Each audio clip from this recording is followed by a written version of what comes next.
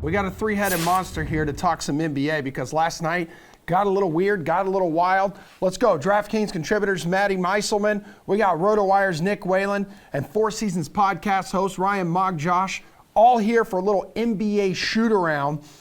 So, Matty, I'll start with you. Memphis stays alive, kicks the crap out of Golden State. The trend of playing fantastic basketball without Ja Morant, that continues. How do you feel about capitalizing right now and maybe a little value as the Warriors drop to plus 250 to win the finals or plus 115 to win the West? Yeah, I don't think this is value at all.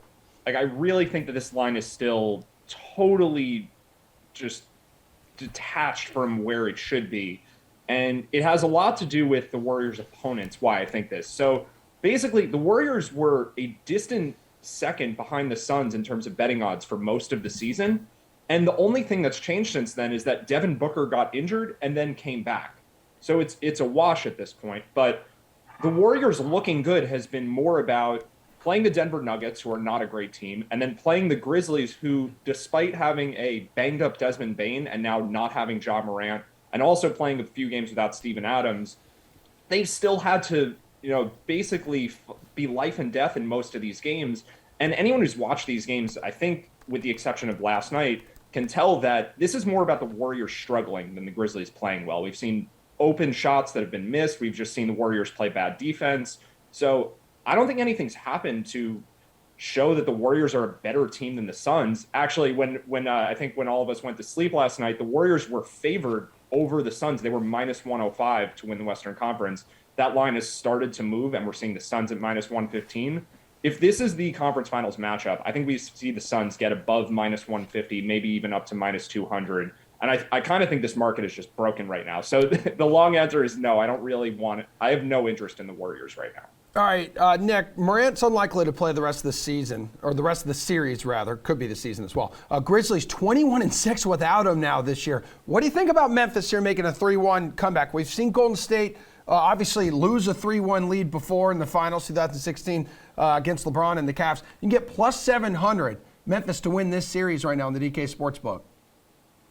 Yeah, plus 700 for Memphis. I mean, Golden State minus 1,100, which still says a lot about the confidence level that the bookmakers have in the Warriors. I thought Golden State was going to win this game handily last night, so I was completely wrong about that. I mean, the door is wide open after a game where you go down by 55 points at one point late in the third quarter. I mean, obviously that game got away from Golden State early, but the way that Memphis continued to pour it on, even with the bench players, I think was a little bit alarming if you're Golden State.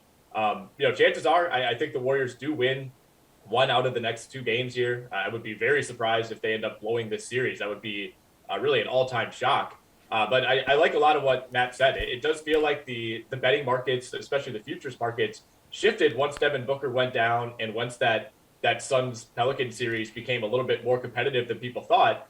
And it never really went back to the levels that it should have gone back to, which was the Suns being major favorites in the Western Conference. They were the best team in the NBA by far for the entire regular season. The Warriors were neck and neck with the Suns for like the first third of the season, and were just an average to slightly above average team for most of the second half of the year. And that's kind of the team that they've looked like in the playoffs as well. So I think Golden State finishes off Memphis, but I'd be betting the Suns to make it to the finals. I don't love the odds on Golden State.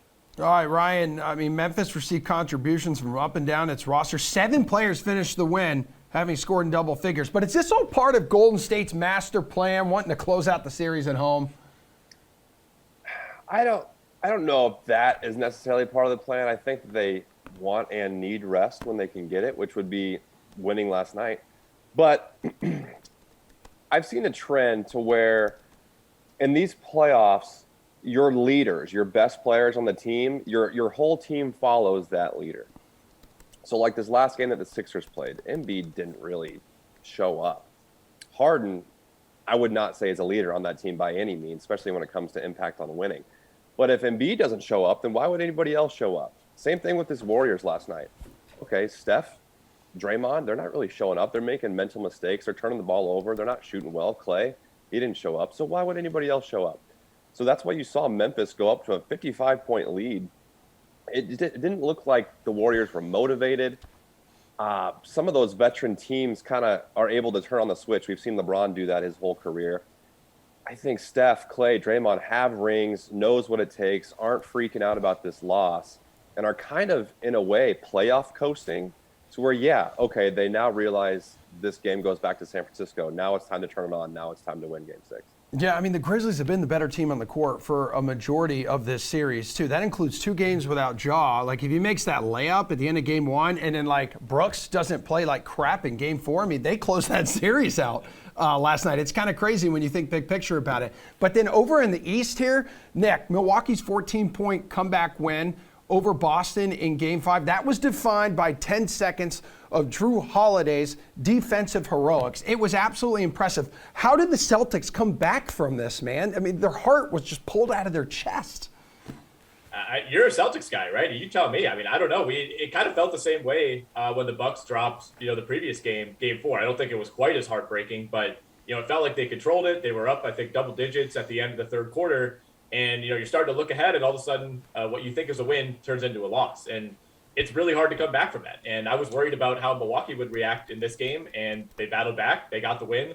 All of a sudden, they're back in control of the series. So it's easy, I think, to think that the momentum is just going to keep carrying on, but that really hasn't been the case in this series at all. I don't think Boston is going to come to Milwaukee and just roll over tomorrow night. I would not be surprised whatsoever if we're headed back to Boston for Game 7, which I believe would be on Sunday. But yeah, heck of a game. I mean, I had a serious amount of backtracking to do on Twitter because I just could not resist trashing Drew Holiday's shot selection the entire game. And nothing really changed there. He continued to take and miss terrible shots down the stretch. But, man, those were 2 back-to-back insane defensive plays on Marcus Smart to end that game by Drew Holiday. So I guess you'll live with the 5 of 22 in Game 4, 9 of 24 last night. If he's coming up with plays like that. Yeah, Ryan, we've seen the Celtics win a game in Milwaukee already, so we know they can do it. Yeah, I don't know. Drew also hit a big top-of-the-key 3 late in that game, too.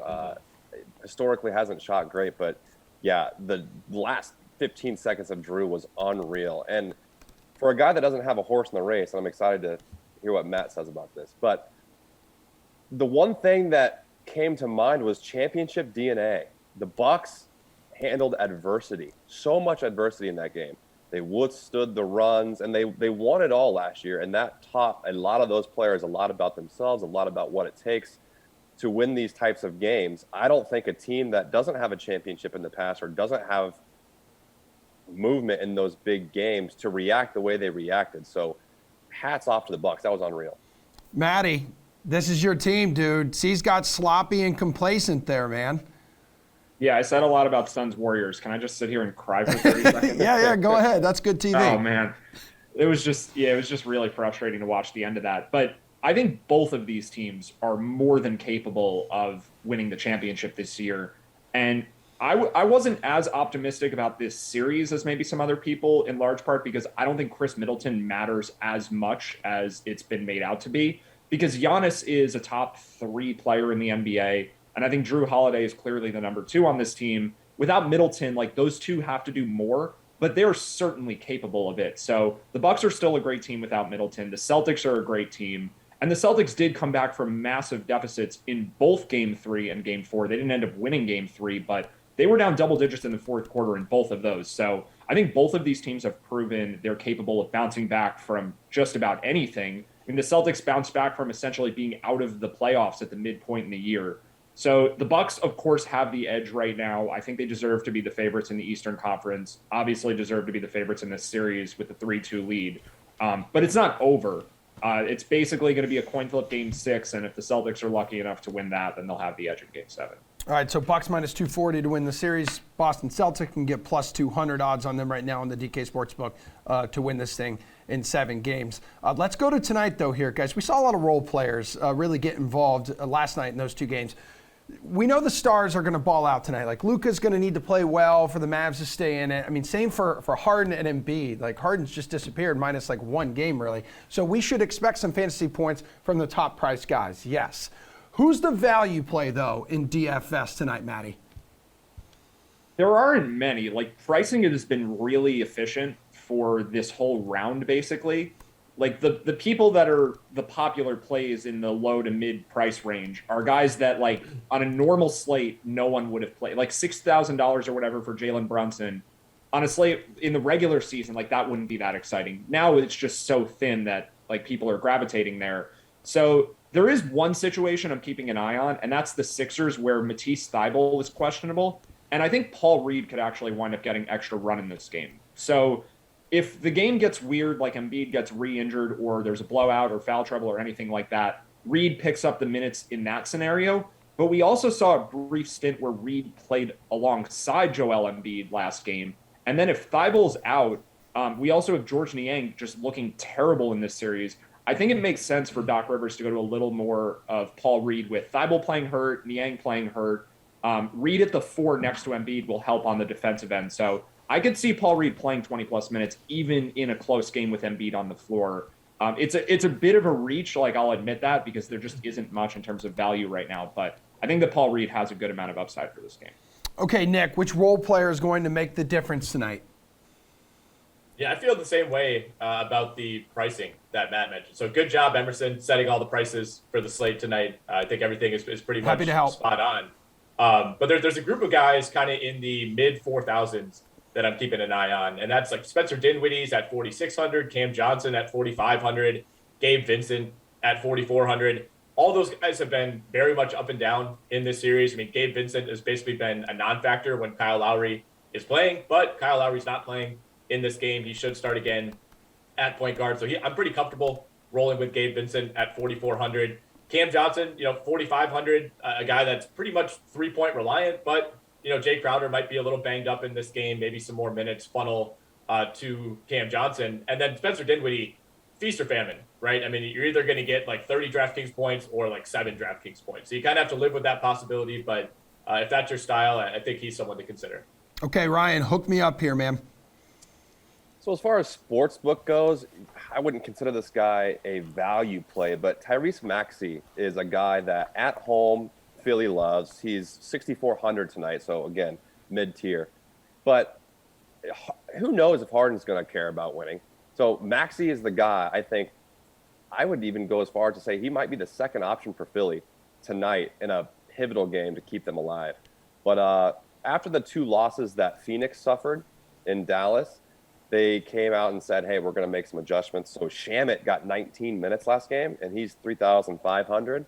And also Biyombo is getting minutes instead of McGee. McGee played only 3. So Biyombo's 3,200, and he played 21 minutes last game. So those 2, if you're looking for some actual value, are good. All right, Ryan, need you guys quick on this last one. 2-point favorites, the 76ers are tonight, and then you got the Suns as 2-point favorites as well. Who's going to win tonight, dude? If I had to pick one that has a good chance of forcing a Game 7, I would say it's Dallas because they've been so dominant at home. But 2 bets to keep an eye on really quick. Philly is -1 in the first quarter at home. Backs against the wall. I think they come out hot. And then also the same thing. Dallas is plus 0.5 in the first quarter at home. Backs against the wall. I think both those teams cover that. Nick, which team's most likely to force a Game 7? I like those first quarter bets, but I think the 2 teams that are up 3-2 win both of these games tonight. I like Miami on the road. I like Phoenix even a little bit more on the road. The one I'm more confident in would be the Suns. All right, which one you betting tonight, Matty? Yeah, I'm laying the 2 points with Philly. I lean towards Dallas. I think that's closer to a toss-up. But the encouraging thing with Embiid is that even though he looked terrible in the first half, we saw a brief stretch in the third quarter where he started actually moving well and scored on 4 straight possessions. So the key is Embiid healthy? And I think if he is at least somewhat healthy, the Sixers are a better team than the Heat. So I feel pretty good about this. I think the Sixers do cover the -2. Obviously, that means they win also.